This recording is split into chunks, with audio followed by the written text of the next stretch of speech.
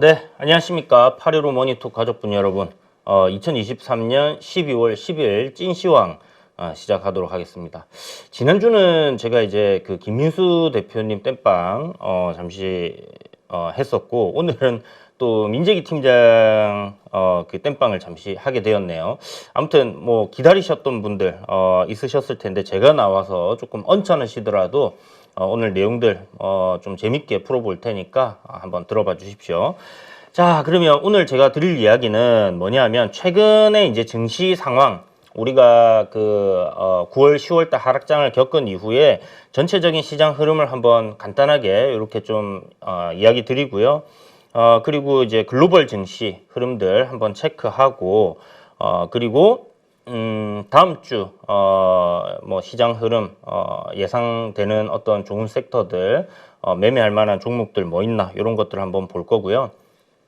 그리고 그 전에 이제 아마 일본 요번에 금리 정책의 변화가 조금 있을 모양입니다. 그래서 그거 관련해서 이야기들을 조금 한번 쭉 풀어볼 테니까 가볍게 그냥 편하게 여러분들 이제 식사나 뭐 이런 거 하시면서 들으시면 좋을 것 같네요. 자, 그러면 한번 들어가 보도록 할게요. 최근 증시 흐름 2300포인트에서 이제 저점 찍고 올라오는 그런 흐름에서 피복 기대감입니다. 뭐냐면 결국은 금리 인상을 해오던 거 이제 멈췄다. 그리고 내년에는 금리 인하를 할 거다. 시장의 가장 큰 사이클 중에 하나가 바로 이제 금리에 대한 변동이에요. 왜냐하면 우리 이 증시는 그 유동성으로 움직임이 나온다라고 보시면 될 것 같고, 돈이 많이 풀려 있는 경우에 투자처를 막 찾아서 다니다 보니까 증시의 상승 요인으로 작용을 하고요. 돈이 말라가면 당연히 증시에서 빠져나가는 그런 흐름들이 나오겠죠. 그래서 하락으로 가는 건데 뭐 다들 아시는 내용일 거고, 그 큰 사이클의 이제 끝이 다가왔다라는 겁니다. 그래서 예전에는 우리 이제 이런 뭐 유튜브라든지 뭐 SNS가 지금처럼 이렇게 좀 많은 커뮤니티를 형성하고 있지 않은 시점에서는 이런 그 10년짜리 큰 사이클이 돌 때마다 증시가 좀 출렁출렁 하면서 지금과 뭐 거의 똑같은 흐름이죠. 다만 뭐가 달라졌냐? 시간적인 부분이 최근에는 굉장히 이제 빠르게 반영들을 한다라는 거예요. 그리고 굉장히 좀 크게 반영을 하는 그런 경향들이 있는 것 같습니다. 그래서 실질적으로 생각했던 것보다 좀 더 빠르게 미국 증시라든지 국내 증시 이런 게 학습 효과로 인해서 움직임들이 나오고 있는 것 같다라고 봐야 될 것 같은데요. 피복 기대감에 이제 2300포인트 찍고 국내 증시도 올라왔고, 뭐 저기 미국 증시 3대 지수 보면 다우존스는 살짝 이제 전고 좀 돌파를 해놓은 상황이죠. 닥스라고 독일 지수 같은 경우는 지금 역시나 신고가 달성을 했습니다. 유럽도 마찬가지로 그냥 다우존스랑 거의 비슷한 상황이고, 나스닥과 그 다음에 S&P 500은 지금 아직은 저항 구간에 놓여 있는데, 금요일 날 일단 들어 올리면서 좋은 흐름을 보여줬어요. 제가 좀 이따 차트 보면서 그거는 자세하게 설명을 드리고요. 자, 그래서 금리 인하 기대감이 쫙 올라오면서 증시가 굉장히 가파르게 11월 달 상승이 나왔고, 고점단에 지금 딱 있다라고 말씀을 드렸습니다. 물론 그 큰 형님 지표라고 할 수 있는 다우라든지 닥스라든지 이런 거는 이제 돌파를 했는데, 여기에서 이제 S&P 500이나 나스닥은 약간 숨고르기 조정을 좀 보이고 있었고, 제가 이제 조정 이야기 나올 때마다 이거 큰 조정은 아니지만 가볍게 박스권으로 움직일 수 있습니다라는 얘기를 몇 번 드렸었는데, 어쨌든 요 돌파를 바로 하지 못하고 움직였던 그 흐름, 그게 왜 나왔었냐면 경기 침체 우려감. 그러니까 그동안에는 경기 침체가 나온다 해야 금리 인하를 할 거 아니냐 해가지고 어떤 지표들이 부진하게 나오는 거에 대해서 시장이 긍정적으로 받아들였습니다. 왜? 이거 경기 침체 오면 연준이 금리를 인하할 거야. 그러면 증시에는 도움이 될 거야 라는 관점으로 경기 침체가 나올 만한 그런 데이터들이 보일 때마다 증시가 상승으로 반응을 했었어요. 그러다가 최근에 이제 금리 인하는 거의 기정사실화됐죠. 왜? 물가가 이제 잡히기 시작했습니다. 이게 가장 근원적인 문제였습니다. 그죠? 인플레이션을 잡기 위해서 금리를 올렸던 건데, 인플레이션이 잡히면 굳이 금리 이제 더 이상 올릴 이유가 없어요. 그리고 지금 상당히 올려놨기 때문에 이 상태로 유지만 해줘도 물가는 계속해서 잡혀갈 거다라는 그런 기대감이죠. 그래서 물가는 실질적으로 그 데이터상 잡히고 있는 상황이고요. 기대 인플레이션이라는 게 있습니다. 이거는 뭐냐면 이 인플레이션이 다시 상승을 할 수 있는 그런 기대감, 이런 것들이 이제 지표로서 확인을 하는데, 이게 이제 미시건대에서 나오는 건데, 어제 나온 거 보면 기대 인플레이션도 꺾였어요. 요게 기대 인플레이션이 확 튀게 되면 물가가 잡히다가도 다시 올라갈 수 있다라는 관점 때문에 굉장히 이 지표를 조심스럽게 이제 봐야 되는 부분인데, 어쨌든 요거 이제 물가는 확실하게 잡힌다. 그러면 금리 인상 없다. 그죠? 금리 인상 없으니까 요거는 이제 확실한데, 자, 이제 그 기대감에 전고점까지 올라오게 되니까, 야, 근데 경기 침체 나오는 거 아니야? 이런 이야기가 나옵니다. 그래서 시장이 주춤주춤하면서 못 가는 그런 상황이 발생을 하고 있고, 이 경기 침체 우려감이 그 동안에는 아까 말씀드린 것처럼 이게 호재였는데 최근에는 악재로 받아들여졌죠. 자, 요게 이제 악재로 받아들여지는 겁니다. 지금 현재 진행형인 거예요. 만약에 데이터가 경기 침체로 간다 하면 요게 어떤 뭐 시장을 하방으로 밀어낼 수 있는 그런 이유가 될 것 같다, 이런 생각이 들고요. 요거 뭐 어떤 이유를 갖다 붙여서든 막 얘기가 나올 것 같고, 금요일날 나온 지표 중에 고용 지표 관련해 가지고 요게 고용이 좋게 나왔습니다. 물론 그 자동차 노조 미국에 파업을 굉장히 오래 했죠. 요 파업이 끝남과 동시에 한 3만 명 정도가 일자리로 돌아왔기 때문에 그런 효과로 인해서 고용이 잘 나온 것처럼 이렇게 보일 수도 있긴 한데요. 어찌됐든 이제 고용이 그동안에 점진적으로 조금씩 안 좋아지면서 이거 경기 침체 아니야? 경기 침체가 올 수 있다. 약간 이런 뭐 견조하긴 했지만 하나의 시그널로 이야기가 나왔었는데, 요게 이제 좋게 나오니까 어떻게 돼요? 굉장히 경기 침체 없다. 경기 침체. 요렇게 받아들이는 겁니다. 경기 침체 뭐 굉장히 마이너 할 수 있다. 그러니까 이런 식으로 긍정적인 요인으로 이제 작용을 하는 거예요. 그러니까 그동안에 고용이 좋을 때 뭐라 했냐면, 이거 고용이 너무 좋고 임금이 너무 계속 올라가고 있기 때문에 물가 안 잡혀 이렇게 얘기했거든요. 그러면서 시장이 꼬라박았어요. 이게 고용을 가지고 막 얘기를 하더라고요. 이거는 굉장히 마이너한 건데, 저는 고용은 고용대로 그냥 좋게 나오는 지표 그대로 봐야 된다라고 얘기를 생각을 했었는데, 계속 이제 시장에서 요걸로 가지고 연준에서 이제 고용을 언급을 하다 보니까 이제 그런 식으로 좀 해석이 됐던 것 같고요. 지금은 고용 자체는 뭐 좋다라는 게 침체에 대한 우려감이 있다 보니까, 고용이 좋으면 침체가 많이 나게 올 수 있고 안 올 수 있다, 이런 관점으로 증시가 환호를 한다라고 보시면 될 것 같아요. 어제 이제 금요일 날에 약간 그런 흐름으로 딱 잡히더라고요. 그래서 호재를 기존에는 악재로 받아들이다가 호재로 받아들이기 시작했습니다. 그러니까 좋은 굿 이즈 굿 이렇게 되는 거죠. 굿 이즈 배드였다가 굿 이즈 굿으로 된 겁니다. 자, 그 다음에 기대 인플레이션 이제 하락한 거 요거 이야기 드렸죠.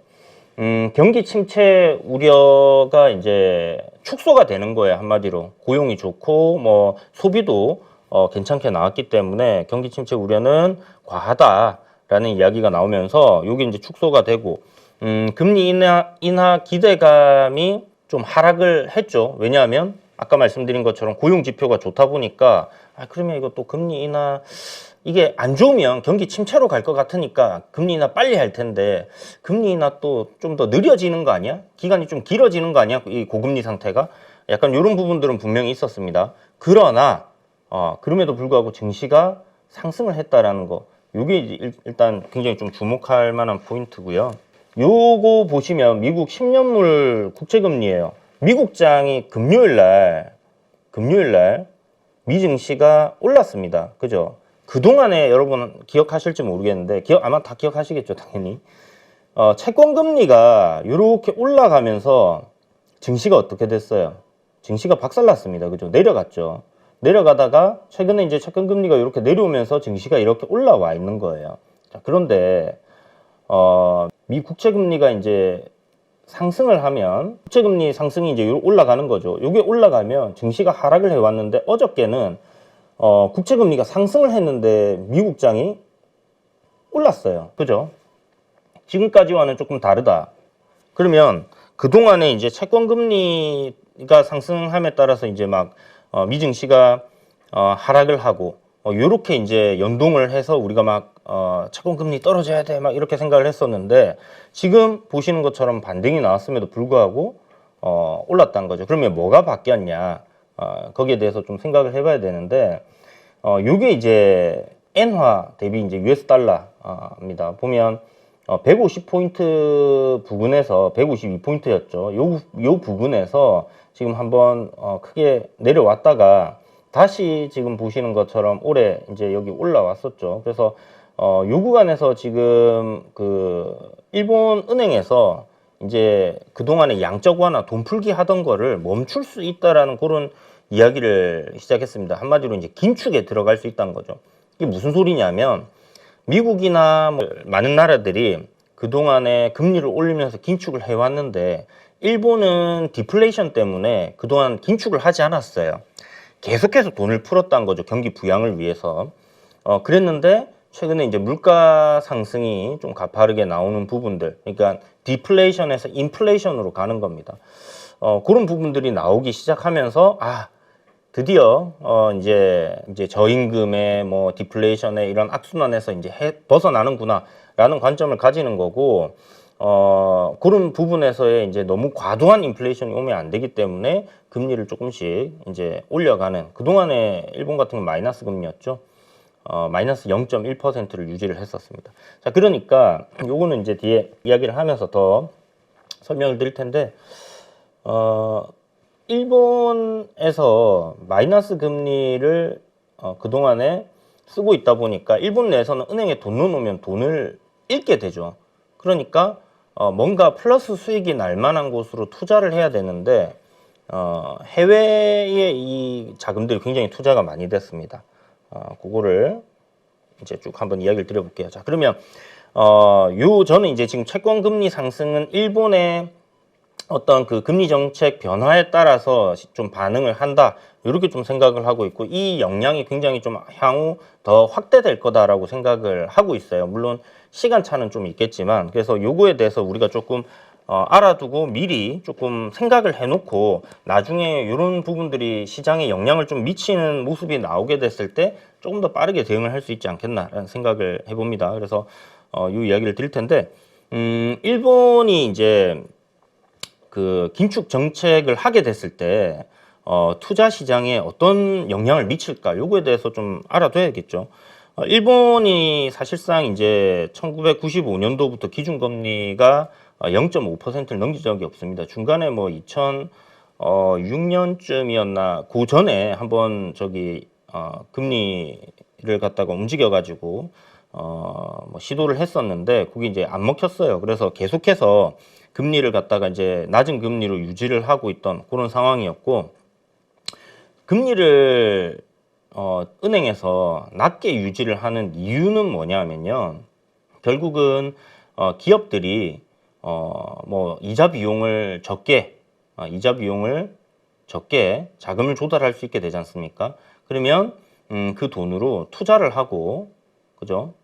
투자를 하고 고용이 창출되니까 사람들이 돈이 벌리니까 소비가 생기고, 소비가 생겨서 물건이 팔리니까 결국은 그 돈으로 다시 기업들이 투자를 하고, 요 선순환 구조를 만들기 위해서 각 중앙은행들이 이제 금리를 경기가 안 좋을 때는 인하를 하는 거거든요. 그런데 일본 같은 경우는 굉장히 오랜 기간 보시는 것처럼 이 저금리로 금리 정책을 유지를 해왔음에도 불구하고 잃어버린 30년이었습니다. 그죠? 이 잃어버린 30년이 왜 왔냐면, 뭐 다들 아실 겁니다. 뭐 프라자 합의 뭐 이런 것들 있었고, 그 사이에 이제 정부가 어떤 그 금리 정책을 잘못 쓰면서 부동산 경기 망가지고 난리가 났었죠. 그래서 이제 30년 동안 뭐 디플레이션이었다 보시면 되고요. 잡기 위해서 이제 저금리 상황. 근데 변화가 없었죠. 기업들이 이제 자금은 계속 쌓아놓고, 사람들도 이제 은행에 돈을 넣으면 이자가 안 붙는데도 저축률이 일본은 어마어마해요. 그죠? 그래서 이제 그런 것들. 왜냐하면 이제 예전 자산에 투자했다가 뭐 붕괴가 되면서 사람들이 큰 손실을 받기 때문에 역시 안전한 거는 현금이다라는 인식이 일본에선 강해서 요게 이제 좀 변화가 없었던 그런 부분인 거 아닌가라는 생각을 해보는데, 그래서 아베노믹스 라고 해서 아베가 이제 예전 총리죠. 이 양적 완화를 했습니다. 돈을 갖다가 굉장히 풀었는데 이게 뭐 어떤 식으로 푸는 거냐면 채권을 갖다가 무제한으로 매입을 해요. 그러니까 일본 국채를 갖다 계속 사들이면 어떻게 되겠습니까? 일본 국채 금리는 이제 제로에 유지를 하게 되는 거고, 이 국채 금리라든지 기준금리 같은 경우에 실물 금리에 영향을 미치거든요. 그러면 그렇게 이제 국채를 매입하면서 풀린 돈들, 그런 것들로 경기를 이제 부양하기 위해서 시장에 돈을 갖다 엄청나게 풀었단 말이죠.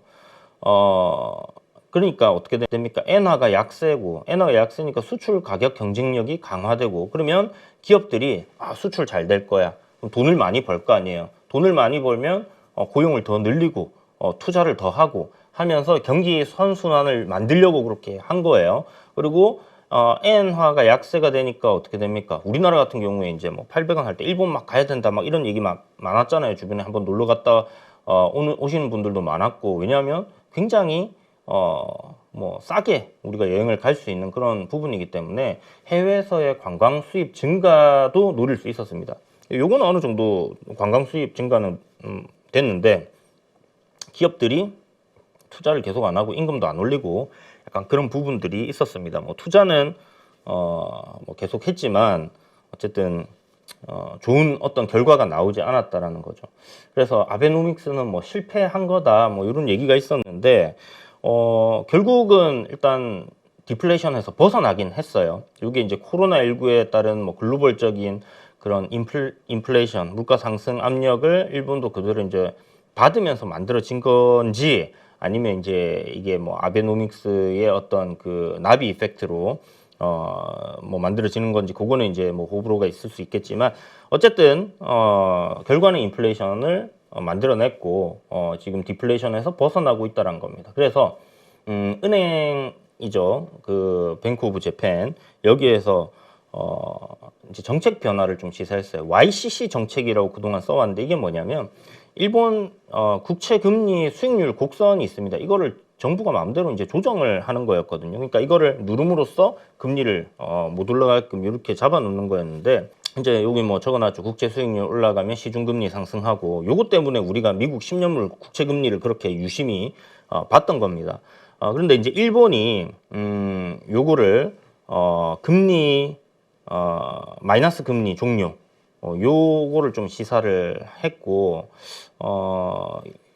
지금 이게 이제 시장에서 좀 반응을 하면서, 좀 전에 여러분들이 보셨던 그 일본 엔하고 US 달러의 어떤 그 엔화의 약세가 지금 변화가 나오고 있다. 엔화가 이제 강해지고 있는 거죠.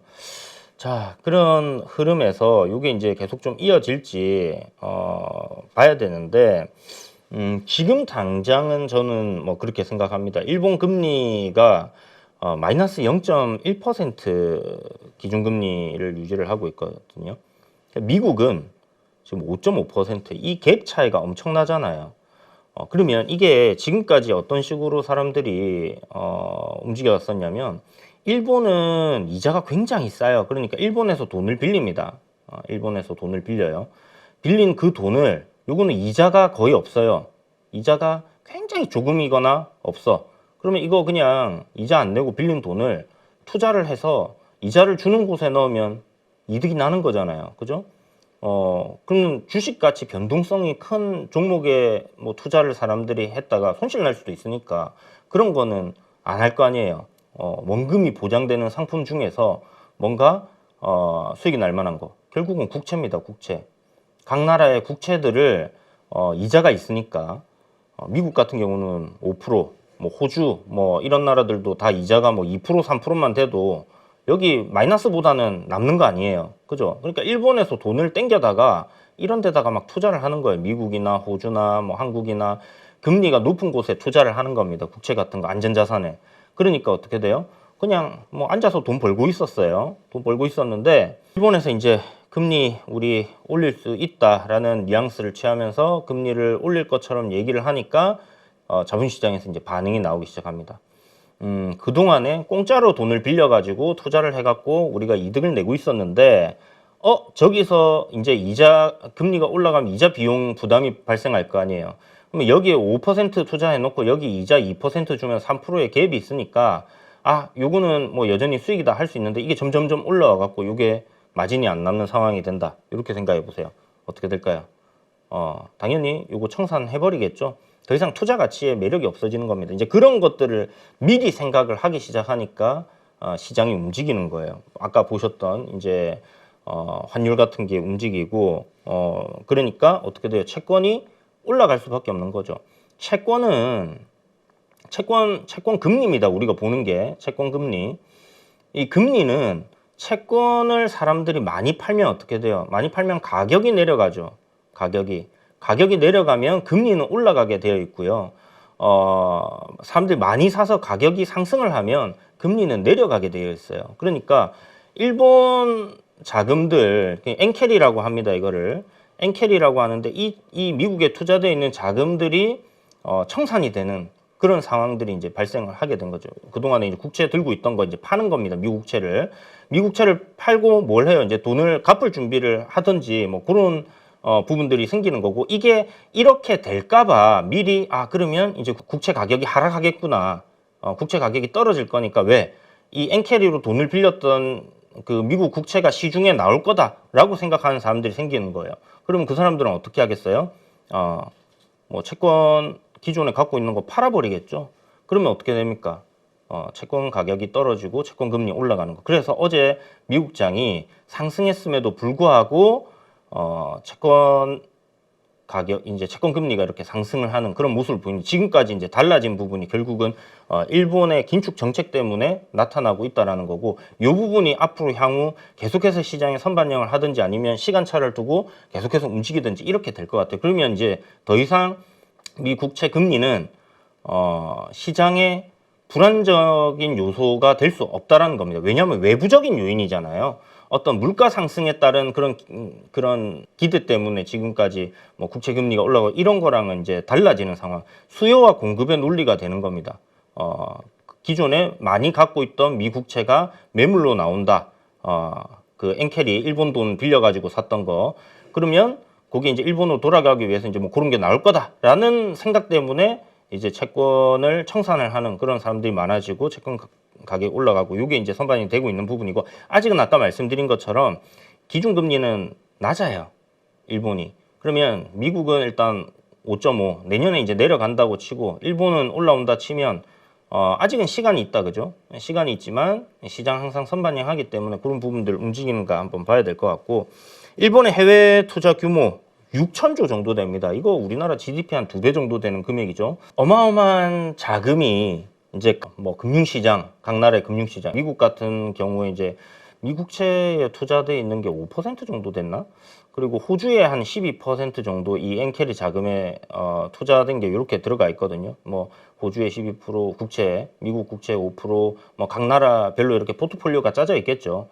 그런 것들이 이제는 일본으로 다시 백투 재팬 할 수 있다는 겁니다. 그러면 어떻게 되겠어요?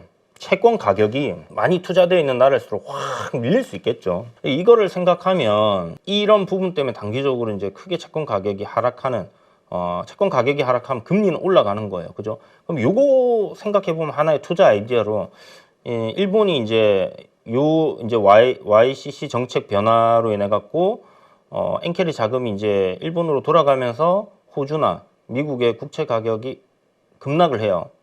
금리는 이제 올라가는 거지만 급락을 하면 요거 투자 가치가 좀 굉장히 높아지지 않겠나 하는 생각이 듭니다. 물론 우리나라에서 직접 투자를 할 수 있는 방법은 좀 적지만 어쨌든 요거 하나, 이건 투자 아이디어로 나중에 여러분들 좀 생각을 해보시고요. 왜냐하면 자산이 많으신 분들은 국채에 투자를 하잖아요. 그럼 나중에 결국은 그 낮은 가격에 샀을 때 이자가 보전이 되는 부분이 있으면 결국은 그거는 수익으로 연결이 될 거기 때문에 그렇게 보시고, 이 자금의 이동이 이제 각 글로벌 증시에 어떤 영향을 미칠까, 이게 이제 관건입니다. 그죠? 아직은 뭐 일본 증시 좋은 흐름 이어가고 있는 그런 상황이기 때문에 뭐 걱정할 필요는 없는데, 긴축을 이제 종료하겠다. 그러니까 긴축을 시작하겠다. 그러니까 양적 완화를 종료하는 거죠. 양적 완화 종료하면 어떻게 돼요? 미국 같은 경우 양적 완화 종료하고 금리 인상하니까 증시가 박살났다, 그죠? 글로벌 증시가 다 박살났습니다. 우리나라도 뭐 금리 인상했던 거고. 일본도 그렇게 되면 일본도 증시가 무너질까? 그런 부분을 생각해 봐야 되고. 근데 워런 버핏 형님이 일본에 좀 투자를 많이 해두셨는데 과연 그 굉장한 수익이 지금 나고 있는 상황이라서 청산으로 돌아설지 그것도 한번 봐야 되고, 일본 증시가 이제 만약에 무너지게 될 경우에 우리나라 증시가 버틸 것인가, 이건 그냥 일본만의 문제로 이렇게 치부가 될 것인가, 이런 것들도 하나의 포인트로 봐야 될 것 같고, 이게 상당한 영향을 미칠 거예요. 거기서 파장되는 어떤 그런 이야기들이 굉장히 많이 나올 가능성이 높기 때문에 큰 이벤트다라고 봐야 되고, 세상의 돈들이 여기에 좀 많이 주목을 하고 있습니다. 엔캐리 이제 자금으로 투자한 해외 자산 청산, 뭐 빌딩도 있을 거고 뭐 다양하게 있을 텐데, 어쨌든 그런 것도 이제 청산하고, 그러면 딱 우리가 팩트로 알 수 있는 것들, 뭐 다양한 나비 효과가 있겠지만 일단 알 수 있는 거는 엔화 가치가 상승을 하게 돼요. 지금 뭐 150 부근이었는데 이게 이제 더 떨어지겠죠.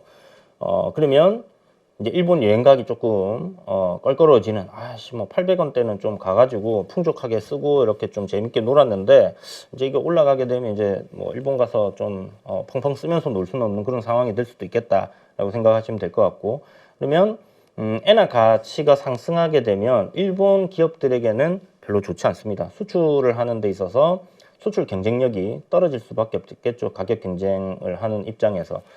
그러면 요거는 일단 뭐 엔화 환율이 움직이면서 우리나라 환율도 좀 영향을 받긴 할 텐데, 어쨌든 우리나라 그 수출 기업들에게는 호재예요. 수출 기업들, 특히 일본과의 어떤 그 경쟁 구도에 있는, 그쵸? 일본과의 경쟁 구도에 있는 기업들에는 좀 호재가 될 것 같다. 근데 뭐 아무튼 뭐 자동차 섹터, 저는 그래서 내년에는 나쁘지 않을 것 같다 생각을 하는데, 이게 경쟁 구도라고 해야 되나? 약간 좀 이렇게 붙여볼 만한 그런 체급인가 하는 생각은 들지만, 어쨌든 수출품에 있어서 우리나라 기업들의 가격 경쟁력이 이제 높아질 수 있다라는 부분은 긍정적인 거죠. 요것들을 봤을 때 우리나라 시장에는. 그러면 내년에 우리나라 기업들이 돈을 잘 벌게 됐을 때 증시는 어느 정도 그런 부분들을 반영을 하지 않겠나, 이렇게 조금 생각을 해볼 수 있을 것 같고요. 이 이자가 비용이 증가하기 때문에 일본 기업들에게는 이게 좀 부담으로 증가할 수 있습니다. 왜냐하면 이익이 감소하고 실적이 악화되고, 그러면 투자가 줄어들고 고용도 줄어들고 소비가 줄어들고 기업의 이익도 줄어들고 한 악순환으로 다시 들어갈 수 있는데, 그 디플레이션으로 다시 가면 안 되잖아요, 일본이. 그렇기 때문에 굉장히 조심스러운 거예요. 그러면서 요 정책 변화를 뭔가 금리를 올리면 되지 뭘 올릴 것처럼 말을 하노, 이렇게 얘기하실 수 있는데 그런 부분들이 있다라는 거. 그리고 이 이자 비용, 이자가 증가함에 따라서 그동안에 엄청나게 싼 이자로 풀어놨던 자금들 생각을 해보면, 우리나라 같은 경우 그냥 단적으로 저금리에 사람들이, 이 개인들이 부채가 엄청 늘어났잖아요. 집 사고 뭐 사고 뭐 이렇게 한다고. 이게 이자 비용이 증가하기 시작하니까 어떻게 됩니까? 가처분 소득 확 줄어들고 사람들 뭐 금매로 막 물건 내놓고 막 이렇게 되잖아요. 그런 것들이 역시나 일본에서도 일어날 수 있다라고 생각을 하면, 이제 향후 일본이 과연 이 디플레이션을 벗어난 거를 유지를 해서 계속해서 이렇게 좀 성장하는 흐름으로 갈 수 있을지, 이게 굉장히 큰 숙제로 지금 일본 정부에는 남아 있다라고 보시면 되고, 글로벌 경기에 일본이 미치는 영향력이 꽤 큽니다. 그렇기 때문에 시장을 전체적으로 크게 바라볼 때 미국 시장이 사실 뭐 대장이니까 미국 장만 좋으면 된다라고 생각할 수도 있는데, 그 발목을 갖다가 여기서 잡지 않으면 좋겠다라는 관점으로 일본 시장을 보시면 될 것 같고요. 일단 초보자의 눈높이에서 최대한 좀 쉽게 설명을 드려보고자 얘기를 드렸는데 쉬웠을라나 모르겠습니다. 저거는 뭐 저 정도로만 이해를 해두시고, 또 나중에 아마 그 뱅크 오브 재팬에서 이제 정책들 변화가 있을 때마다 저희 이제 815 머니톡에서 뭐 찐시황을 통해서든 아니면 아침 방송을 통해서든 여러분들이 거기에 대한 이야기들, 거기에 대한 뭐 아이디어들, 이런 것들 다 또 듣게 되실 거라고 생각을 해요. 자, 그러면 우리 한번 차트를 봅시다. 차트를, 저는 이제 차트쟁이이기 때문에 차티스트죠. 가장 우선시하는 게 차트입니다. 왜냐하면 시각적으로 객관적으로 이렇게 좀 볼 수 있는 거, 그러니까 데이터들은 뭔가 데이터를 통해서 우리가 읽어낼 수 있는 부분들이 분명히 있는데 그게 시장에 반영이 안 될 때도 있고 될 때도 있잖아요. 그리고 반대로 반영이 될 때도 있어요. 그런 것들이 시장에 어떤 식으로 반영을 하고 있는지 이제 이렇게 시각적으로 우리에게 바로 알려줄 수 있는 게 요거다, 그죠? 차트다. 그래서 사람들의 심리, 이런 차트를 저는 이제 좀 맹신한다라기보다는 굉장히 주요한 지표로 이렇게 삼고 있고, 여기에 기준을 두고 우리가 미리 캐치하지 못했던 것도 어떤 시세의 반영을 좀 보여주는 거기 때문에 투자는 뭐 결국 안전자산에 투자하는 게 아니라면 대응이라고 생각을 하거든요. 그렇다면 이런 부분들 우리가 살펴보면서 어떤 식으로 지금 시장이 반응을 하고 있는가를 체크해 보는 게 중요합니다. 그래서 여러분들 차트 공부 꼭 하셔야 돼요. 자, 그러면 아까 좀 전에 말씀드렸던 것처럼 일본 증시가 어떻게 되고 있습니까? 지금 조정을 굉장히 가파르게 받고 있어요.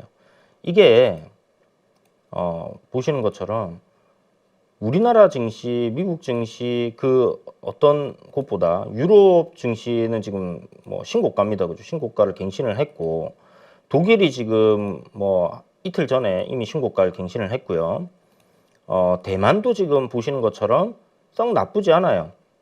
조정을 그러니까 박스권 안에서의 이런 그 흐름을 이어가고 있죠. 우리나라 증시도 지금 약간 대만이랑 비슷하게 움직이고 있거든요. 그런데 일본 증시는 어떻게 됐습니까? 지금 요 박스권을 갖다가 깨고 아래로 지금 내려가고 있습니다. 이게 물론 조정을 조금 더 받았다 올라올 수도 있겠지만 어쨌든 긴축을 시작한다, 양적 완화를 끝낸다 라는 그런 부분 때문에 결국은 이렇게 하락이 나오고 있는 거죠. 그래서 일단 보시면 반도체 지수도 지금 이렇게 5일선 아래로 내려왔다가 5일선을 단기적으로 지금 회복하면서 상승하는 흐름인데, 목요일날 아침이죠. 목요일날 아침에 제가 이야기를 드리면서 요 지금 경기 침체 우려감 뭐 이런 것들로 시장이 조정을 박스권을 좀 받고 있는데 딥하게는 안 빠질 것 같고, 일단 5일선 아래로 내려왔으니까 거기에 대해서는 알고 있어야 될 것 같다, 이런 얘기를 했는데 21선도 하단에 있고, 보시면 이날 저점 이후에 저점을 높이고 있다 이야기 드렸어요. 요 날일 겁니다, 아마.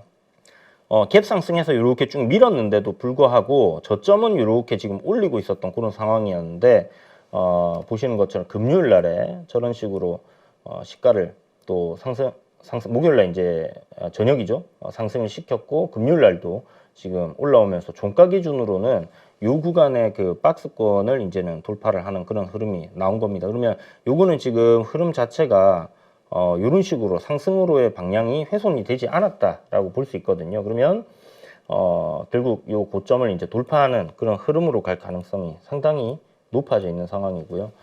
보시면 5일선을 다우존스가 이탈을 했다가 3일 안에 지금 바로 회복을 했습니다. 다음날 바로 회복하는 게 좋긴 한데 일단 3일 정도 안에 크게 하락하지 않으면서 이런 식으로 회복하는 거 단기적인 상승 흐름을 만들어낼 수 있는 부분이거든요.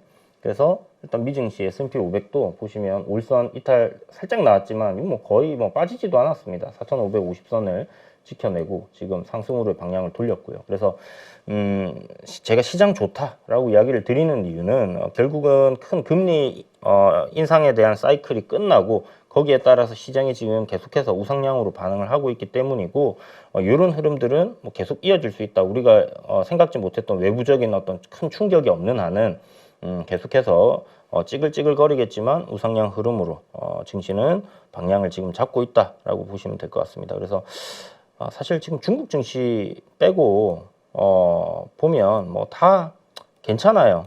우리나라 증시도 지금 다행스럽게도 중국 증시를 그렇게 크게 반영을 하고 있지 않습니다. 보시는 것처럼 뭐 코스닥 같은 경우도 지금 20선을 이렇게 지켜내는 선에서의 5일선 돌파가 나왔고요. 전고점 돌파하게 되면 코스닥도 막 850까지는 올라갈 수 있겠죠.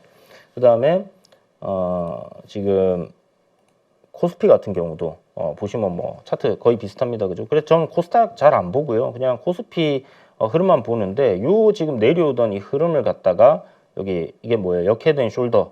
제가 요런 흐름이 나올 거라고 미리 한번 오프라인 방송 때인가 하여튼 뭐 얘기를 한번 드렸던 것 같은데 지금 시장은 큰 흐름상에서 이런 역헤드인 숄더가 만들어져 있고 이제 이 저항단을 여기서 이제 이 저항 물량 매물대가 많은 구간이죠. 어떻게 보면. 그래서 그런 구간에서의 어떤 찌글찌글거림에서 상방으로 이렇게 올라갈 가능성이 좀 열렸다 보시면 될 것 같고요. 물론 뭐 돌파할 때까지 돌파한 거 아니니까 더 지켜봐야 되겠습니다만은 미증시가 이제 상승 흐름으로 간다 했을 때 우리나라 증시가 못 가지는 않을 것 같다라는 거예요. 물론 뭐 양도세 지금 이슈도 좀 있고 하긴 하지만 그래도 일단 상방으로 열려 있다 생각하시고 조정이 나왔을 때는 계속 말씀드리지만 기회다라고 이야기를 드리고 있죠. 그래서 결국 저는 이제 뭐 국내 증시도 내년에 좋은 흐름들을 계속 이어갈 가능성이 상당히 높다라고 생각을 하고요. 어느 정도의 그런 회복은 분명히 만들어질 거다라고 생각되고 있습니다. 대충 그냥 우리 기술적으로 목표치 생각해서 잡을 때 보면 이러한 박스권을 돌파하게 되면 이 박스권만큼 상승할 수 있다 이렇게 볼 수 있거든요. 그러면 뭐 라운드 피겨로 봤을 때 한 3,000포인트까지 뭐 이렇게 그냥 올라갔으면 좋겠다라는 바람이 있습니다. 물론 국내 증시 좀 약한 편이기 때문에 찌글찌글 할 수 있는데 한 가지 생각해야 되는 건 뭐냐면 물론 지금 금리 차가 우리나라는 3%대 미국은 5%대라서 금리 인하가 됐을 때 아직 갭이 있어서 그게 막 빠르게 반영될지 모르겠지만 기본적으로 미국이 금리를 인상시키잖아요. 그러면 어떻게 돼요? 뭐 채권 수익률이라든지 이런 것들 좋기 때문에 미국으로 달러가 다 회귀를 합니다. 그죠? 이렇게 돌아갑니다. 그러면서 이머징 마켓이나 아시아 마켓 뭐 이렇게 그 개도국들 같은 경우 큰 폭으로 조정을 받고 그뿐만 아니라 증시 자체가 많이 조정을 받죠. 미국 증시도 그래서 빠졌던 거고. 그러면 이제 금리 인하하는 시점에서 금리 인상 시점에는 선진국의 좀 비중이 높아지고요. 돈들이 움직이죠. 선진국 쪽으로. 금리 인하 시점에는 개도국으로의 돈이 움직입니다. 옛날 같은 고성장을 이룰 때는 이제 뭐 우리나라 돈이 더 많이 들어왔을 건데 지금은 그때만큼은 안 될 거고 인도나 베트남 쪽으로 돈이 더 많이 갈 수 있겠죠. 그러면 금리 인하 시점을 생각을 했을 때 우리가 투자할 만한 아이디어는 뭐 베트남 관련 지수 관련된 뭐 투자라든지 파생 상품 중에 원금 보장이 되는 거는 없습니다. 그러나 뭐 ESL처럼 그렇게 좀 문제가 될 수 있는 그런 것들은 배제를 하셔야 되고 ETF 정도 그렇게 생각을 좀 해보시는 것도 좋을 것 같아요. 그래서 인도나 아니면 베트남 아니면 인도네시아 이렇게 좀 성장이 굉장히 좀 클 수 있는 나라들 있잖아요.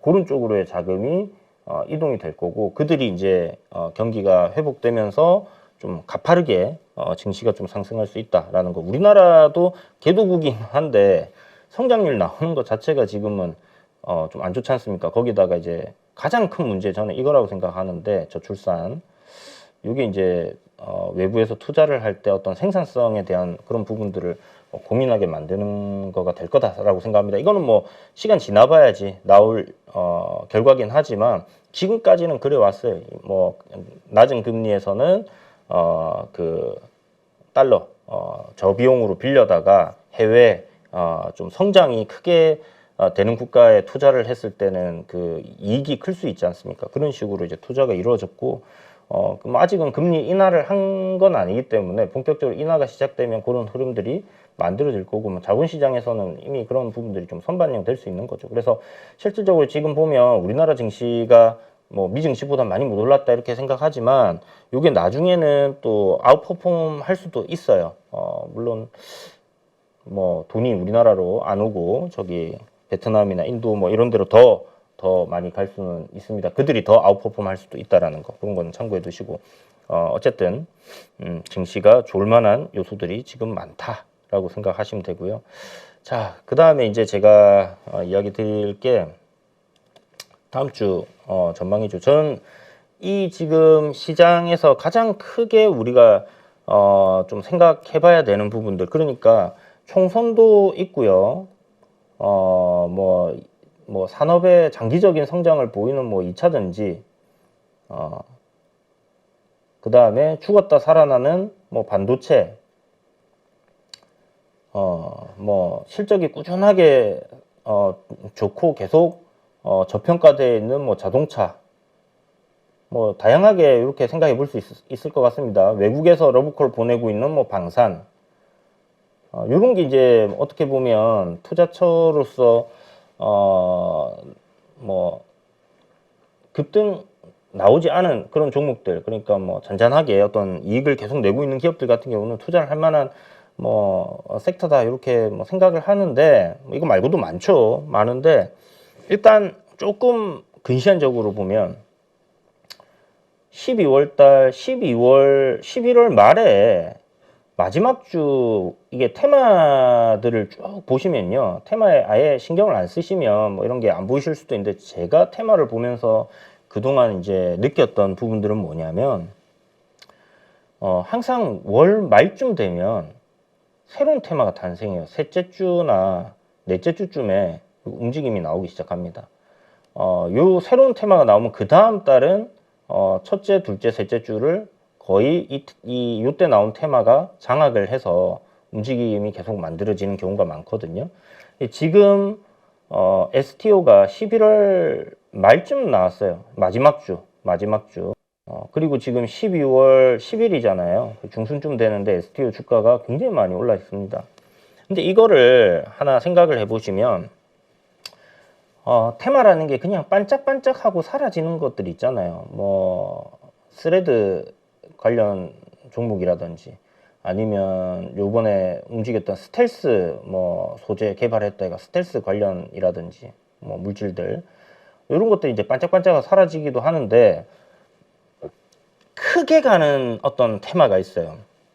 크게 가는 테마. 그러니까 단기간에 어마어마하게 급등을 하고 끝나는 테마, 뭐 초전도체 같이 그렇게 이슈가 엄청나게 몰렸을 때는 단기간에 그렇게 시세를 크게 주고 끝나는 경우들이 있는데, 그런 것들 말고 그냥 반짝반짝 사라지는 테마들도 많기 때문에 테마주가 어렵다라고 얘기를 하시거든요. 왜냐하면 뭐 테마주 투자하면 망한다는 얘기는 결국 이런 것들, 시세의 연속성이 없는 것들 투자를 해서 망한다라고 사람들이 생각을 하는 거기 때문에, 그래서 테마주가 어렵습니다. 왜냐하면 주관적인 이 어떤 데이터가 없잖아요. 데이터.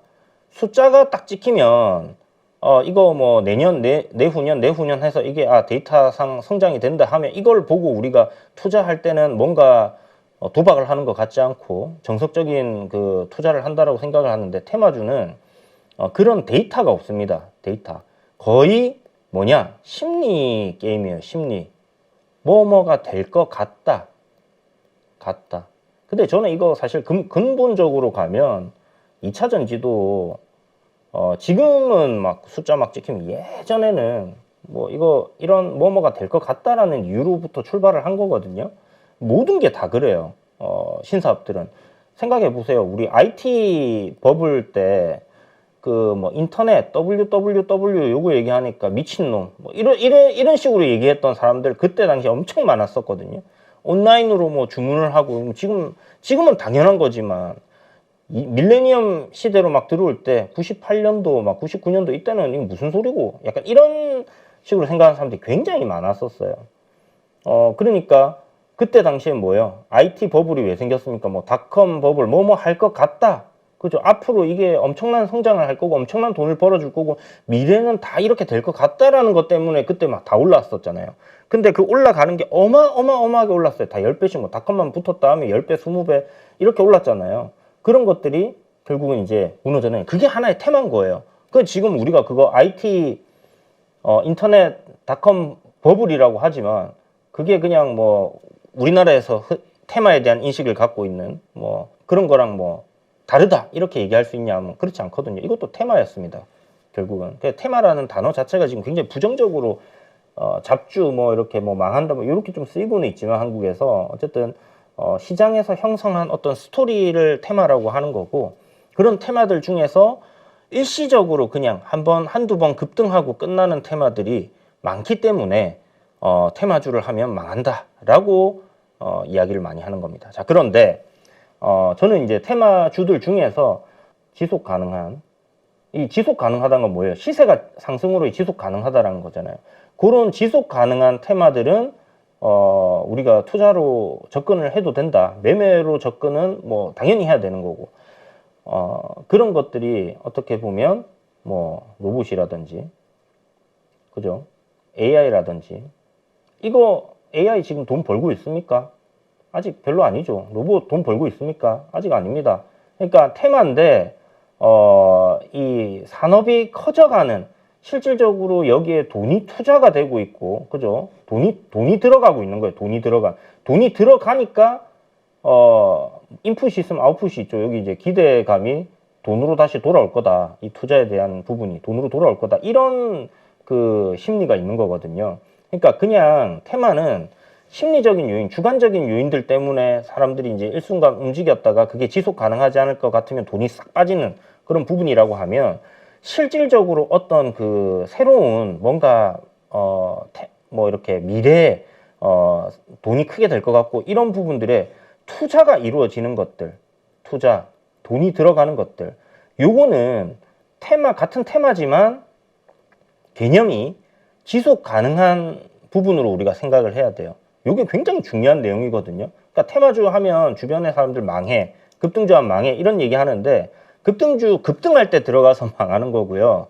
테마주의 지속성을 모르고 하기 때문에 망하는 겁니다. 그래서 테마가 나쁜 게 아니라 네 손가락이 나쁜 거다. 저는 이제 항상 주변에서 테마주 얘기할 때 그렇게 얘기를 하는데, 시세는 다 줬어요. 시세는 많이 주고 많이 올라갔어요. 10배 올라갔는데 그 밑에서 산 사람들은 10배 수익을 내고 참 좋은 주식이고 우량한 종목이고 좋은 종목이고 이렇게 얘기할 수 있는 거죠. 나에게 수익을 준 종목이니까. 근데 고점에 잡으면 당연히 나에겐 나쁜 종목이 되는 거고, 테마주는 하면 안 되는 거고, 뭐 이런 부정적인 인식을 갖게 되는 거죠. 그래서 여러분들이 이걸 모르겠다.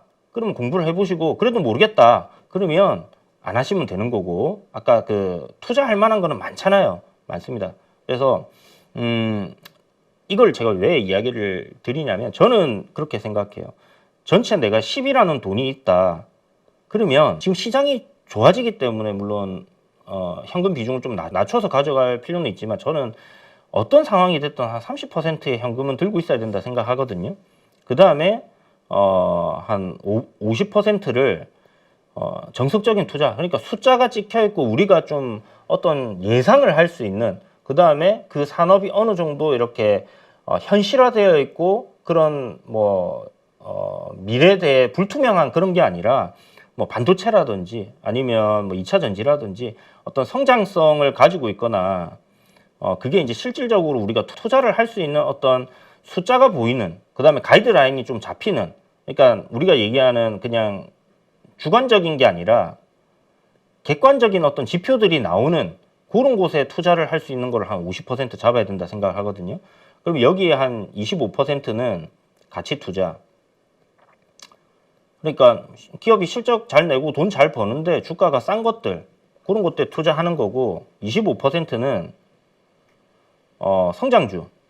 지금은 돈을 못 벌지만 미래는 돈을 번다라는 게 그냥 기대감이 아니라 실질적으로 그 어떤 데이터적인 부분, 매출이 증가하거나 영업이익이 막 팍팍팍 증가하는 기업들이 있죠. 2차 전지 같은 게 대부분 그런 거잖아요. 물론 여기에 플러스 기대감이 이제 그걸 너무 앞당겨 와가지고 단기적으로 시세가 크게 났던 거라서 지금 조정을 받았지만, 결국은 이제 이런 성장주들을 찾아서 그러니까 제2의 2차 전지가 될 만한 섹터들, 그런 것들을 찾아서 넣는 겁니다. 요거를 한 50% 포트폴리오에 담고 나머지 30%는 현금을 들고 있고, 그럼 20%는 어떻게 하냐?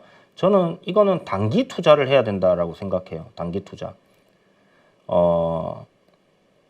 한국 증시가 K 증시가 아니면 사실 저는 이거 그냥 중장기 투자 가면 된다 생각하거든요. 미국장에 투자할 거면. 근데 K 증시기 때문에, 한국 증시기 때문에 단기 투자를 어느 정도 해야 된다는 겁니다.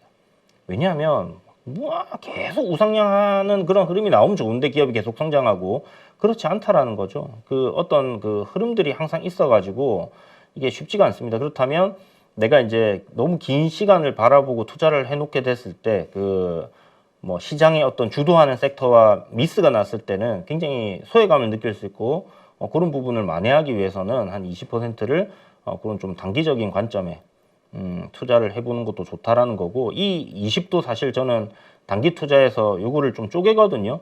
이게 스윙 관점으로, 그러니까 예를 들어서 뭐 한 달 정도, 아니면 2달, 뭐 석 달 이렇게 뭐 한 분기 정도로 생각을 하고 어떤 우상향 흐름에 있는 종목들을 좀 투자를 하는 방법, 이런 걸 한 10 정도 놓고, 그 다음에 뭐 이거는 이제 뭐 시세가 확 나와버리면 뭐 2주, 3주 만에도 뭐 끝낼 수 있겠죠. 어쨌든 이제 약간 그런 것들, 단기 투자지만 약간 묵직한 것들. 그 다음에 나머지 10%는 변동성이 크고 나에게 수익을 크게 줄 수 있는, 리스크가 크다고 해야 되겠죠. 리스크가 크지만 리턴도 클 수 있는 거. 이런 거에 투자를 하고 있거든요. 그래서 전체적으로 포트폴리오는 약간 이런 식으로 좀 짜놓고 해보시는 게 좋을 것 같고, 그런 관점에서 뭐 일단 테마에 대해서 설명을 드리는 거지, 뭐 테마주를 투자를 해야 된다, 몰빵해야 된다 이런 거 절대 아닙니다. 저는 급등주를 이야기를 테마주 이야기 하다 보니까, 아니면 시장의 중심에 있는 종목들을 이야기하다 보니까 급등 나온 종목들을 이야기할 수밖에 없어요. 뭐 다른 방송들도 마찬가지지만. 그런데 이거를 급등주를 이야기한다고 해서 이거를 추격 매수하라는 게 아니에요. 추격 매수는 하면 안 됩니다. 이거를 안 하면 여러분들이 실패할 확률, 이게 절반은 줄어들어요. 추격 매수만 안 하면. 그 다음에 분할 매수를 하면 이 실패할 확률이 또 50% 줄어듭니다. 그러면 실패 절대 안 하겠네. 100%니까. 이 남은 50%에 50%라고 생각하면 돼요. 그래서 성공할 확률을 굉장히 높일 수 있는 방법들이니까 추격 매수하지 말고 분할 매수하고, 이 두 개만 여러분들 잘 지키시면 되고, 이 분할 매수의 전략도 그러니까 굉장히 조심스럽게 사세요. 이렇게 올랐던 종목이 조정이 나올 때 뭐 분할로 매수를 해간다. 이것도 하나의 방법이고, 조정이 나오다가 올라가는 흐름으로 바뀌려고 할 때 이때 매수하는 게 좋겠죠. 여기가 이제 내려올 때 사는 거 1번, 요 저점에서 사는 거 2번, 요 올라갈 때 사는 거 3번, 이렇게 하면 1번은 사실 굉장히 보수적으로 조금씩 모아야 되는 방법이 될 거고, 2번은 딱 저점 발바닥 각질해서 잡아야 되는 거니까 쉽지 않습니다, 사실. 그래서 어려울 거고, 물론 이렇게 잡으려다가 이제 이런 식으로 1번처럼 계속 내려가는 경우들이 많겠죠. 그래서 제가 생각할 때는 3번, 내려오는 게 멈추고 상승으로 이렇게 돌리는 흐름이 나오는 시점에서 매수를 하는 게 좋다, 이렇게 생각을 하는 거고, 그런 관점으로 여러분들께 이야기를 드리는 거지, 뭐 여러분도 깡통 차라고 뭐 이렇게 추격 매수라고 이런 얘기를 드리는 거 아닙니다. 확실하게 이해를 하고 투자를 할 수 있도록 도움을 드리는 거예요. 그래서 테마는 뭐다? 주관적인 심리가 작용을 굉장히 크게 하고, 이게 다다. 그래서 어떻게 해야 되냐? 그 심리가 이제 차트로 보이는 거죠. 자, 그래서 서론이 너무 길었는데 굉장히 좀 짧게 정리를 좀 쭉 해보겠습니다. 앞으로 STO 관련된 이야기들은 기회들이 더 많을 거고, 많은 분들이 또 하실 거기 때문에 이 로봇이라든지 AI나 이렇게 그 시대의 트렌드에 맞게끔 성장을 하고 있는 어떤 미래지향적인 사업들, 이런 거랑 거의 비슷하다. 저는 그렇게 생각을 하거든요.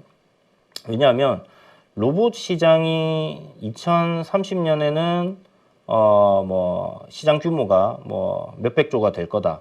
그 다음에 뭐 AI 시장이 2030년에는 뭐 이런 이야기들 여러분들 들어보셨죠? 뭐 어떤 신사업이 나오면 미래에는 이게 뭐 조 단위의 뭐 수익을 낼 수 있는 시장이다, 뭐 이런 것들. STO 산업이 1경이 넘는데요. 1경이. STO가 뭐냐? 맨날 STO 하는데, STO 뭐냐면 이게 시큐리티 토큰 오퍼거든요. ST는 이걸 증권이라고 얘기하는 거고, 예를 들면 증권이라고 볼 수 있고, O는 오퍼, 이거는 이제 뭐 발행이다, 이렇게 생각을 하시면 될 것 같습니다. 그래서 그 STO라는 게 이제 증권을 발행하는 건데, 이게 기존에 그러면 증시에서 발행하는 IPO랑 뭐가 틀리냐면, 우리가 예를 들어서 나는 BTS에 예를 드는 겁니다. BTS의 그 다이나믹이라는 음악이 너무 마음에 들어. 그냥 사실 뭐 BTS가 다 좋은 거는 아니고, 멤버들이 뭐 좋거나 이런 건 아니고, 그냥 그들의 다이나믹이라는 음악이 좋아. 이 곡 있죠. 노래 한 곡이 좋아. 근데 이게 너무 마음에 들어가지고 이 곡을 내가 소장을 하고 싶다든지 아니면 여기에 투자를 하고 싶다. 방법이 그동안에 뭐였습니까? 그냥 하이브에다가 투자를 하는 거예요. 하이브. 근데 하이브에 투자하는 거는 어떻게 되는 거냐면 BTS에도 투자를 하게 되는 거고 뉴진스에도 투자를 하게 되는 거고 이렇게 여기에 이제 다양한 아티스트들과 그들의 다양한 노래와 어떤 그 하이브가 하고 있는 또 많은 사업들에 투자를 하게 되는 거잖아요. 복합적으로. 근데 이제 STO 요게 이제 진행이 되면 어떻게 되냐면 이런 세분화한 부분에 투자가 가능해진다는 거예요. 결국은 다이나믹이라는 이 음악에 이 한 곡에 음원 수입이 있잖아요. 음원 수입. 자, 이 음원 수입이 예를 드는 겁니다. 예를 들어서 1년 동안 나온 음원 수입 정산하는데 1,000억이라고 해요. 1,000억.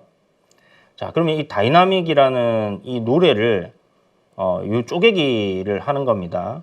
자, 요거를 뭐 10만 개로 그 블록체인을 통해서 이렇게 쪼개놨어요. 쪼개놓고 전체 이제 BTS가 이 10만 개 중에 한 70% 정도는 시장에 풀겠다. 나머지 30%는 우리가 뭐 회사에서 뭐 이렇게 갖고 있겠다. 그건 회사랑 BTS 나누겠다. 하게 이렇게 해가지고 만들 수 있는 거예요. 뭐 이렇게 블록체인으로. 그러면 이 70%를 그동안에 이제 다이나믹 이 곡에 대해서 사고 싶었던 사람들이 매수를 할 수 있는 거죠. 그동안에 이제 뭐 이렇게 쪼개기 투자가 있었습니다. 기존에도 뭐 빌딩이라든지 뭐 이런 거 다 있었거든요. 있었는데 그거는 시장에서 어떤 거래가 형성이 되는 게 아니라서 이렇게 다 같이 투자는 할 수 있지만 그걸 유동화시키는데 문제가 있었어요. 현금화시키는데.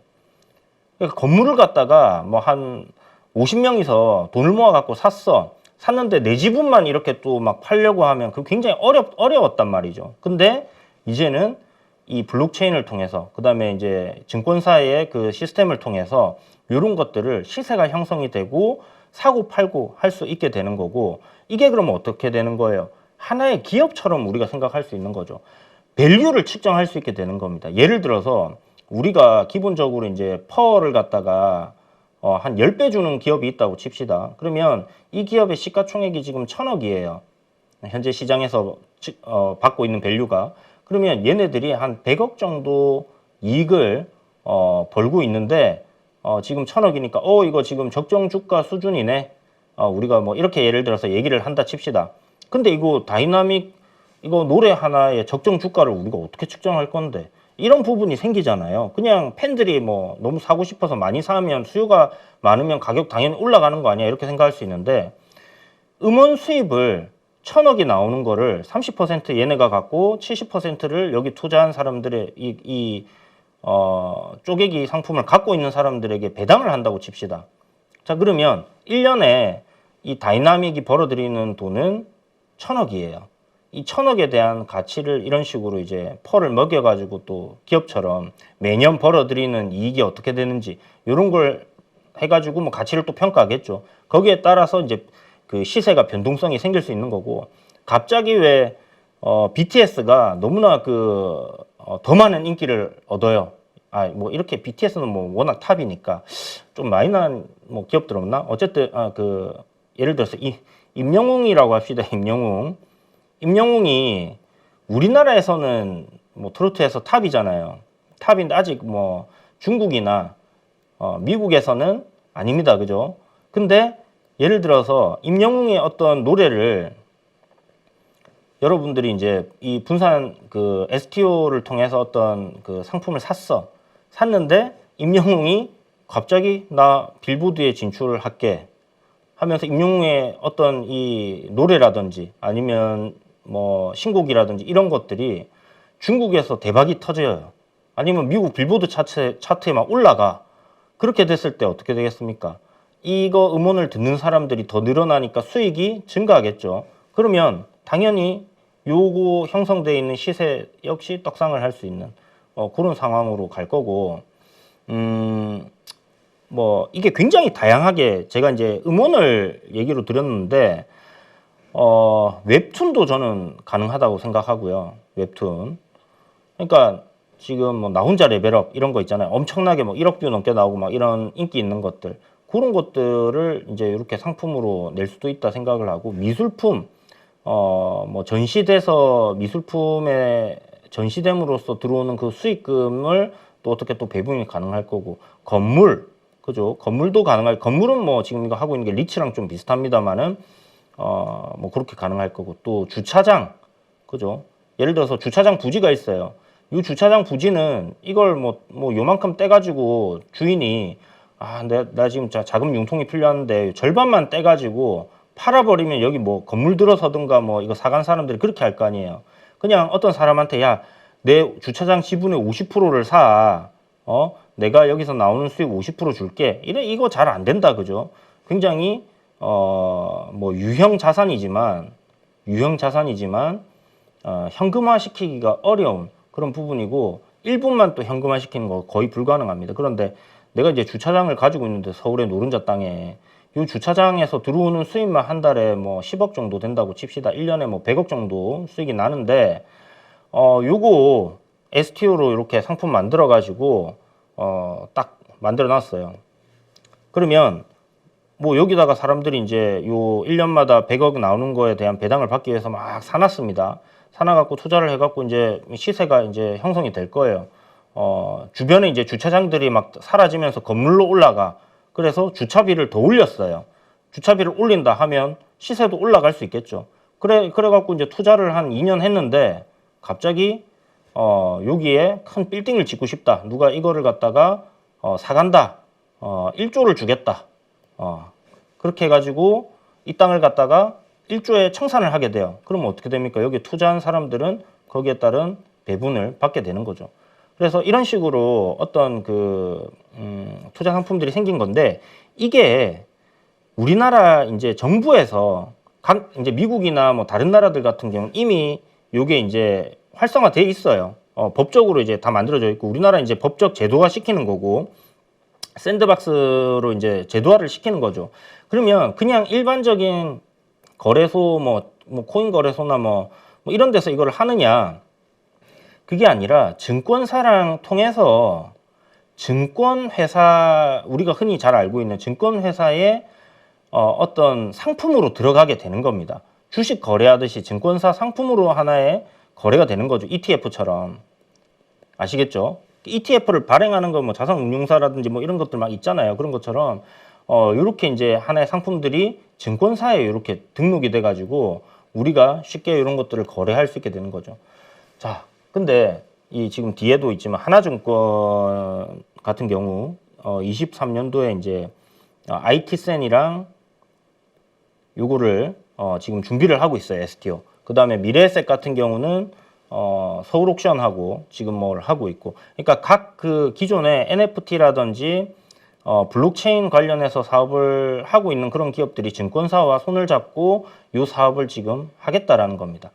그러면 이게 지금 그냥 뜬구름 잡는 소리가 되는 게 아니라 금융사가 지금 이거를 돈 냄새를 맡고 이거를 하겠다라는 거잖아요. 여기에 투자가 이제 들어가는 거예요. 투자가 지금 벌써 컨설팅 비용이라든지 이런 거 투자를 많이 하고 있거든요. 그래서 돈이 되겠네라고 생각했고, 이렇게 그러면 우리가 일반적인 주식도 있지만 다양한 상품들이 나올 수 있는 거, 특허 같은 거. 특허도 나는 특허만 있는데 어디서 투자 받을 데가 없어. 그럼 이거를 갖다가 이런 상품으로 만들어 갖고 사람들에게 돈을 받은 걸로 이 특허를 가지고 사업을 하고, 나중에 이 사업이 잘 되면 특허권이 사용이 될 거니까, 그죠? 이게 계속 올라가고 뭐 이런 식으로 정말 다양하게 되는 거거든요. 그래서 뭐 작은 뭐 사실 이렇게 생각하면 동네 편의점도 이렇게 할 수 있지 않겠나? 슈퍼마켓 같은 거, 왜 우리가 그냥 슈퍼마켓 해갖고 좀 우습게 보지만 슈퍼마켓들이 마진율이 한 10% 되고 7에서 한 10% 정도 되고, 이게 뭐 대형화된 것들 있잖아요. 마트들, 그런 것들이 또 올라올 수도 있는 거고요. 굉장히 좀 다양하게 바뀔 수 있는 그런 부분들이 있습니다. 그래서 사실 지금 하고 있는 유튜브도 유튜브 채널도 이런 식으로 해가지고 만들어 올리게 된다 했을 때 이 선택지가 기존에는 그냥 어떤 주식을 어떤 회사를 이렇게 사야 됐다라면 이 회사가 아니라 그냥 심플하게 생각하면 이렇게 생각하시면 돼요. 회사가 아니라 상품을 살 수 있게 되는 겁니다. 상품. 이 회사에서 갖고 있는 어떤 IP 그러니까 지적재산권 이런 것들을 떼내 가지고 이런 식으로 또 투자를 받고 사람들이 거래를 할 수 있는 그런 시장이 열리니까 그러면 이건 굉장히 다양하게 상품들이 나올 수 있고 거기에 대한 시장은 굉장히 클 수 있다라는 그런 기대감이고 그래서 너무 오래 끌었습니다. 그죠? 결론부터 말씀드리면 STO 산업은 그냥 일회성 테마가 아니다. 한동안 상승이 꽤 나올 수 있고 그 상승은 굉장히 클 수 있을 것 같다. 요 생각입니다. 뭐 로봇주들 한 10배 갔잖아요. AI 주들 한 8배 갔잖아요. 그런 식으로 생각하면 될 것 같고 또 나중에 뭐 고점에서 잡았는데 네가 얘기해서 그러니 이런 얘기 하지 마시고 올라갈 때 사지 말고 내려갈 때 사자라는 관점입니다. 자, 그리고 테마는 뭐 3개, 4개, 5개 이렇게 종목들만 있어 갖고는 그거 별로 못 가요. 테마는 새로운 종목들이 계속해서 발굴이 되고 나와줘야 됩니다. 왜?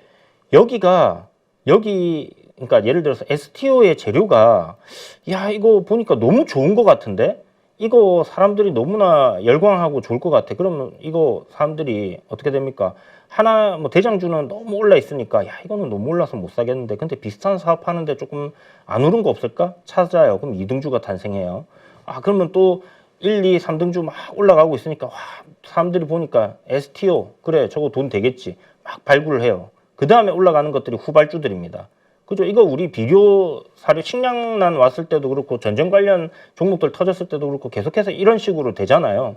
그 다음에 이 STO가 처음에는 이제 뭐 그 증권사랑 손잡고 하는 기업들 뭐 가면 두 번째는 이제 여기에 이제 또 파생돼 가지고 뭐 STO를 하게 되면 뭐가 필요하고 뭐 이런 가지치기를 막 할 거예요. 그러니까 우리가 뭐 흔하게 예를 들자면 이거 계속 예를 들어서 좀 그렇긴 한데 코로나 같은 경우에 이제 마스크 그죠? 처음에 마스크 동났다 해갖고 이거 갖다가 그 다음에 치료제 이런 식으로 큰 테마들은 가지를 계속 뻗어 나가거든요. 뭐 원격 진료부터 그 다음에 뭐 비대면 일자리 뭐 이런 것들 해갖고 정말 다양하게 움직였었지 않습니까? 그래서 그런 식으로 STO도 될 거고 그렇게 되려고 하면 어떤 반응이 나오냐 시장에서 종목수가 관련된 종목수가 계속 들어와요. 저도 STO입니다. 저도 STO예요. 이렇게 계속 들어와요. 갑자기 뭐 STO 사업 안 하던 회사들이 우리도 STO 사업할 거야. 신사업으로 막 편입을 해요. 그렇게 해서 막 들어오거든요. 그러면서 종목수가 계속 늘어나요. 이게 계속 늘어난다는 건 뭐다? 시장에서 그만큼의 관심을 받고 있고 계속해서 커질 수 있는 테마다. 태풍이 점점 커지려면 수증기를 빨아들여야 되듯이 그렇게 생각을 하시면 되고 지금 종목수가 이만큼이에요. 계속 늘어나고 있습니다. 지금. 그래서 뒤에서 나오는 후발주들이 또 강하게 어떤 스토리가 괜찮으면 강하게 또 가고 할 텐데 지금 요 정도 종목수 앞으로 더 늘어날 것 같고요. 그렇게 됐을 때는 좀 한동안 상승 흐름들은 이어질 수 있겠다. 그래서 일단 대장이 기존의 갤럭시아 머니트리였습니다. SM이었어요. SM. 요거 STO 이야기 딱 나왔을 때 SM이 상한가 가장 먼저 갔거든요. 그리고 나서 이렇게 지금 대장으로서 움직임이 나오고 있고 그 다음 머니트리가 거래 대금적인 측면에서는 실질적으로 한 2천억 넘게 나오면서 이제 그 상한가는 못 갔지만 대장 역할을 했고 SM 같은 경우가 이제 단기 과열 지정 예고 3일 걸리는 바람에 그 3일 동안 갤럭시아 머니트리가 대장질을 한 거다. 이렇게 지금은 생각하고 있어요. 두 개 뭐 어찌됐든 대장으로서 뭐 둘 중에 하나가 먼저 움직이는 그런 그림이 될 텐데 최근에 이제 요게 투자 경고가 붙어요. 테마주들은 대장주가 있습니다. 대장, 부대장, 서열이 있어요. 서열. 그래서 이 서열은 시세가 강한 놈, 그 다음 강한 놈, 그 다음 강한 놈, 그 다음 강한 놈 이렇게 생각하면 돼요. 그래서 이렇게 서열이 있는데 가장 강한 놈이 경고가 붙거나 단기 과열이 걸리거나 이런 거 걸리잖아요. 그러면 투자에 좀 껄끄러워집니다. 그죠? 그러면 어떻게 되냐? 이등주가 대장 역할을 해요. 투자 경고가 붙으면 뭐가 문제가 되냐면 신용이 안 돼. 신용 미수가 안 돼요. 그러면 어떻게 됩니까?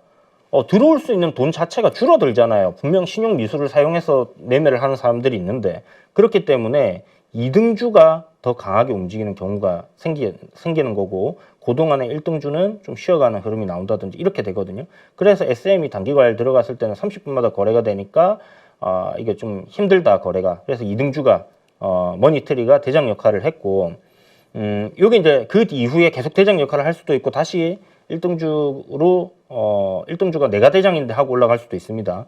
그런 부분들이 이제 좀 변할 수 있다라는 게 있고, 1등주, 2등주, 3등주, 4등주 막 다 경고부터 증거금 100%로 바뀌고 막 다 경고를 붙어요. 그러면 어떻게 되냐?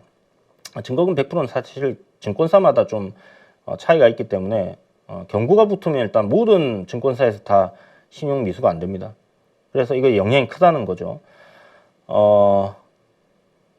그런 식으로 딱 상황이 만들어졌을 때 최대한 이 영향을 안 받는 종목, 신규주 이런 것들이 팍 치고 올라오거든요. 그러니까 어떻게 되냐면 보시면 다날이 시세가 이제 얼마 안 나왔었는데, 얘 같은 경우는 뭐 키움에서는 증거금 100%돼 있지만 증권사마다 좀 다르거든요.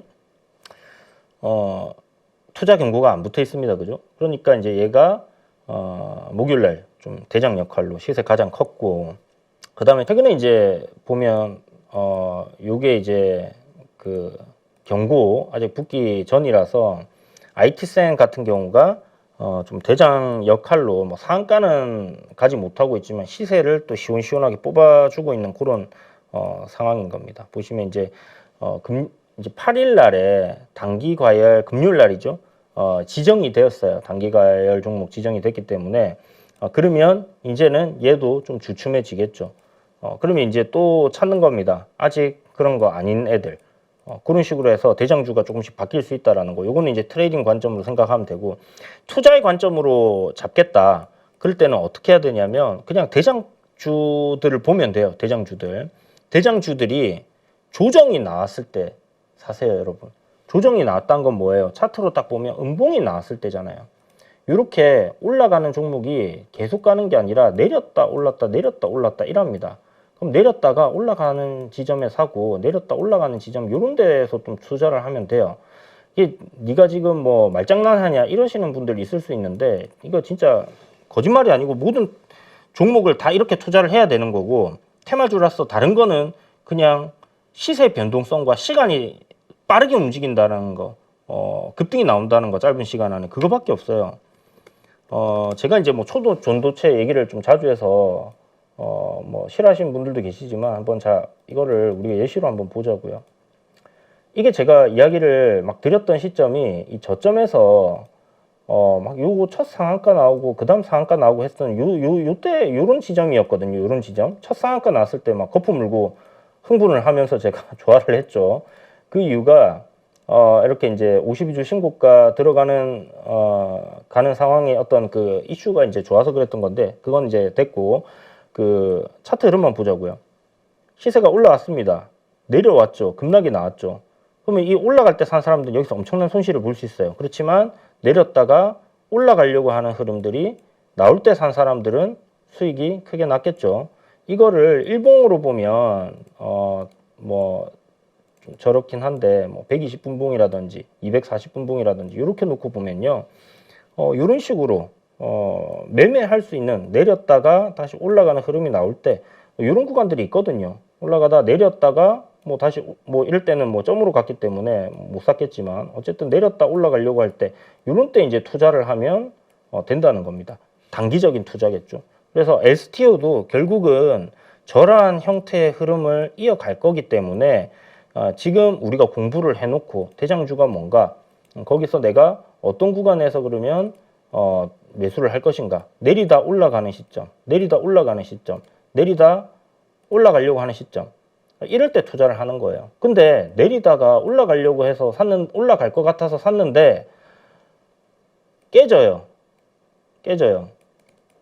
내리다가 내리다가 올라갈 것 같아서 여기서 매수를 했습니다.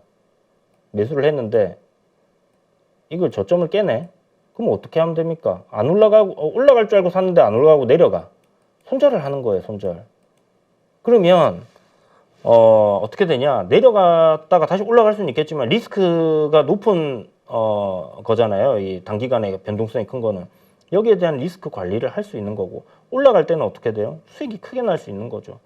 그렇게 여러분들이 좀 접근을 하시면 될 것 같습니다. 그래서 오늘 STO 관련해서 이야기 좀 드렸고, 그 다음에 지금 관련 종목들, 강한 종목들, 요렇게 이제 리스트업을 제가 해놓긴 했는데, 사실 이게 조금 길게 간다고 했을 때는요, 1, 2, 3, 4, 5등 뭐 할 것 없이 뒤에서 또 따라 붙는 애들 다 움직일 거거든요. 근데 이게 회사가 뭐 정말 적자에 말도 안 되게 나쁜 그런 기업들이다. 그런 것들만 있는 게 아니라 좀 괜찮은 회사들도 있습니다. 그래서 그런 것들 보시고 최대한 분할 매수로 여러분들이 저점에서 조정 나올 때 분할로 담고, 또 올라갈 때 올라가는 그림이 나올 때 그때 이제 조금 비중을 담고, 그런 식으로 해서 투자의 관점으로 보시는 것도 저는 나쁘지 않다라는 생각에 일단 STO에 대해서 이야기를 드려봤고요. 좀 두서없이 이야기가 너무 길어진 것 같기도 한데요. 아무튼 다음 주 그리고 12월 달 최근에 강한 섹터의 흐름들 나오는 거는 뭐 2차 전지 반도체 빼고 나면 대부분 이제 개별단의 어떤 테마 흐름들, 요 흐름들은 좀 계속 이어질 것 같아요. 우리나라 이제 그 대주주 양도세 이슈도 있고 하기 때문에 그렇다면 이런 것들 위주로 단기적인 매매 비중 너무 크게 하지 마시고 훈련이다 생각하셔서 하시면서, 또 조정 나오는 시점에는 투자의 관점으로 좋은 섹터들 분할 매수 해두시고 보시면 좋을 것 같습니다. 자, 그럼 저는 다음 시간에 또 찾아뵙도록 할게요. 여러분 시청해 주셔서 감사합니다. 안녕하세요. 8.15 모니터 가족 여러분, 임수열입니다. 이번에 하나증권과 8.15 모니터기 함께 특별한 이벤트를 진행하는데요. 8.15 모니터 가족분들이 하나증권 신규 계좌를 개설하시면 특별한 혜택을 받으실 수 있습니다. 첫 번째 혜택은요, 국내 주식을 살 수 있는 3만 원을 드립니다. 두 번째 혜택은 하나증권과 함께하는 8.15 머니쇼 초청 받으실 수 있는 초청권입니다. 8.15 머니쇼는 특별한 강사진들에 의해 진행되는 프리미엄 세미나로 매회 500분을 초대해서 진행할 예정입니다. 그 외에도 소수점 주식 혜택을 드릴 거고요. 하나증권 계좌를 처음 만드는 분이라면 누구나 신청 가능하십니다. 이제 혜택 받는 방법 알려드리죠. 영상 하단부 더보기란에 기재된 링크를 통해 신청하시면 됩니다. 반드시 더보기란 링크를 통해서 계좌를 개설해야 이 혜택을 받을 수 있으니 유의해 주시기 바랍니다. 하나증권과 8.15 모니터기 함께 주식으로 하나 되다. 8.15 모니터 가족 여러분의 많은 참여 부탁드립니다.